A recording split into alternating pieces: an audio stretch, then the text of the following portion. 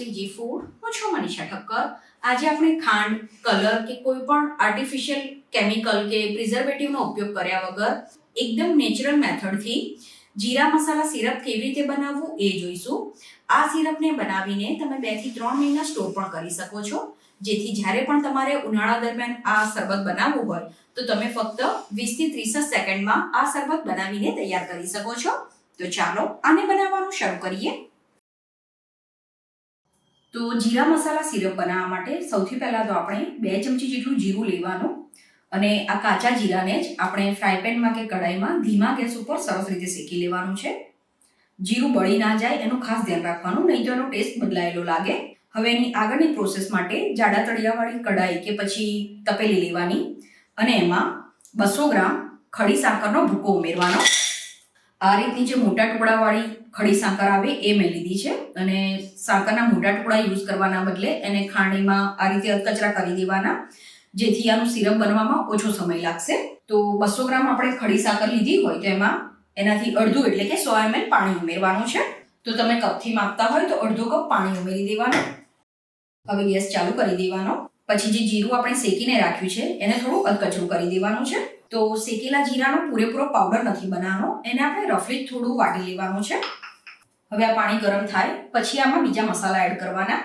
હવે પાણી ગરમ થઈ જાય એટલે આમાં લીંબુને છીણીને ઉમેરવાનું છે। તો લીંબુને સરસ રીતે ધોઈ લેવાનું અને પછી જેનો પીળો ભાગ છે એ જ ફક્ત છીણીને આપણે આમાં ઉમેરવાનો। એનો વ્હાઈટ ભાગ આમાં ના આવી જાય એનું ધ્યાન રાખવાનું, નહીં તો આમાં કડવાશ આવી જશે। તો ચીઝ કટરની મદદથી ફક્ત આપણે પીળો ભાગ જ છીણવાનો છે। આનાથી આપણે જે સિરપ બનાવીએ છીએ એની ફ્લેવર ખૂબ જ સરસ લાગે છે। તો તમે ક્યારેય આ રીતે જો સિરપ બનાવીને ટ્રાય નથી કર્યું તો ચોક્કસ ટ્રાય કરજો। અને આ રીતે બનાવેલું સિરપ ફ્રીઝમાં 2 થી 3 મહિના સુધી સારું પણ રહે છે। તો તમારે જો વધારે ક્વોન્ટિટીમાં સિરપ બનાવવું હોય તો પણ બનાવીને તમે બોટલમાં ભરીને રાખી શકો છો। ફ્રેન્ડ્સ, આની સાથે જ મેં ચેનલ ઉપર ઉનાળામાં ખૂબ જ ઉપયોગી થાય એવી શ્રીખંડની, આઈસ્ક્રીમની એવી પણ ઘણી બધી રેસીપી બતાવેલી છે, જેની લિંક પણ મેં ડિસ્ક્રિપ્શન બોક્સમાં આપી છે। તો ત્યાંથી તમને બીજી રેસીપી જોવા મળી જશે। તો આ રીતે આપણે લીંબુને છીણી લેવાનું અને એને આપણે આગળ યુઝ કરી લઈશું, તો સાઈડમાં મૂકી દેવાનું। આ સિરપ બનાવતી વખતે ગેસ મીડિયમ ફ્લેમ પર રાખવાનો છે।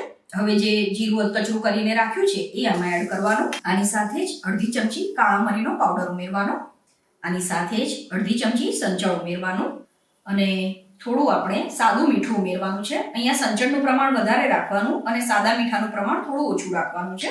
સાથે જ અડધી ચમચી જેટલો ચાટ મસાલો ઉમેરી દેવાનો। બધી વસ્તુને સરસ રીતે મિક્સ કરી દેવાની છે અને સિરપને આપણે મીડિયમ ફ્લેમ પર ઉકાળવાનું છે। જેમ જેમ આ સિરપ ઉકળતું જશે એમ જીરું અને જે આ મસાલા આપણે ઉમેર્યા છે એનાથી આનો ખૂબ જ સરસ કલર આવી જશે। બજારમાંથી જે આપણે જીરા મસાલા સિરપ લાવીએ છીએ એમાં થોડો બ્રાઉન કલર એડ કરેલો હોય છે। અત્યારે આપણે કોઈ પણ પ્રિઝર્વેટિવ કે કલરનો ઉપયોગ કર્યા વગર નેચરલ જ આ સિરપ બનાવીને તૈયાર કરીએ છીએ, જેથી બાળકોને રોજ પણ તમારે આ શરબત બનાવીને આપવું હોય તો આપી શકો।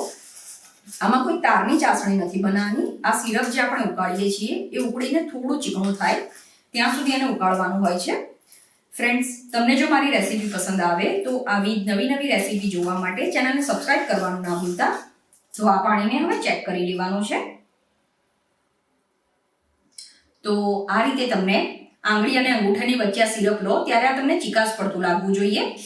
જણાવ્યા પ્રમાણે આમાં કોઈ જ તાર નથી બનાવવાનો।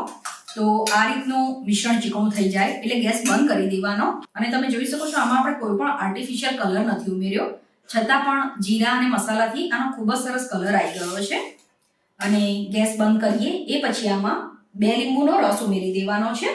તો એક તો આપણે જે લીંબુ છોડ્યું છે એને જ કાપીને એનો રસ ઉમેરી દઈશું અને એની સાથે જ આપણે બીજું એક લીંબુ લેવાનું, તો 2 લીંબુનો રસ આમાં ઉમેરવાનો છે। તમારી પાસે જો લીંબુ ના હોય કે તમારે લીંબુના ફૂલ વાપરીને સિરપ બનાવવું હોય તો આટલા માપમાં અડધી ચમચી લીંબુના ફૂલ તમારે યુઝ કરવાના। પણ અત્યારે આપણે એકદમ હેલ્ધી સિરપ બનાવીએ છીએ એટલે શરીરને નુકસાન કરે એવી કોઈ જ વસ્તુ મેં આમાં એડ નથી કરી। હવે આ મિશ્રણને પૂરેપૂરું ઠંડુ થવા દેવાનું અને જેમ જેમ આ મિશ્રણ ઠંડુ થશે એમ અત્યારે જે કલર છે એના કરતાં હજુ થોડા ડાર્ક કલર થશે। બજારમાંથી જે સિરપ લાવીએ છીએ એટલો આનો ડાર્ક કલર નહીં બને, પણ અત્યાર કરતાં એનો થોડો કલર ડાર્ક થતો હોય છે। સિરપ ઠંડુ થશે એટલે આ રીતની એની કન્સિસ્ટન્સી આવી જશે। આનાથી વધારે આને નહીં ઉકાળવાનું, નહીં તો જે સાકર આપણે યુઝ કરી છે એના ક્રિસ્ટલ થવા લાગશે। તો હવે આ સિરપને આપણે ગાળી લેવાનું છે। તો હવે શરબત બનાવવા માટે આપણે 5 થી 6 ચમચી જેટલું સિરપ લેવાનું. 5 થી 6 ચમચી સિરપથી 2 ગ્લાસ શરબત બનીને તૈયાર થશે. સિરપની ક્વોન્ટિટી પસંદ પ્રમાણે ઓછી વધતી કરી શકાય. પછી આમાં 250 થી 300 ml જેટલું પાણી ઉમેરવાનું. આની સાથે જ આપણે લીંબુની સ્લાઇસ ઉમેરવાની છે અને થોડા ફુદીનાના પાનને હાથથી તોડીને આમાં ઉમેરવાના, જેનાથી આની ફ્લેવર ખૂબ જ સરસ લાગતી હોય છે. પણ તમારી પાસે જો ફુદીનો ના હોય તો તમે સ્કીપ કરી શકો છો. હવે આને સરસ રીતે મિક્સ કરી દેવાનું અને હવે આ શરબતને ફ્રીજમાં અડધો થી 1 કલાક માટે ઠંડુ કરીને પછી સર્વ કરવાનું છે. તો ફ્રેન્ડ્સ, તમે પણ આ રીતે આ જીરા મસાલા સિરપ બનાવીને પછી આ શરબત જરૂર ટ્રાય કરજો. તમારા ઘરમાં આ ચોક્કસ પસંદ આવશે. આઈ હોપ તમને મારી આજની રેસીપી પસંદ આવી હશે.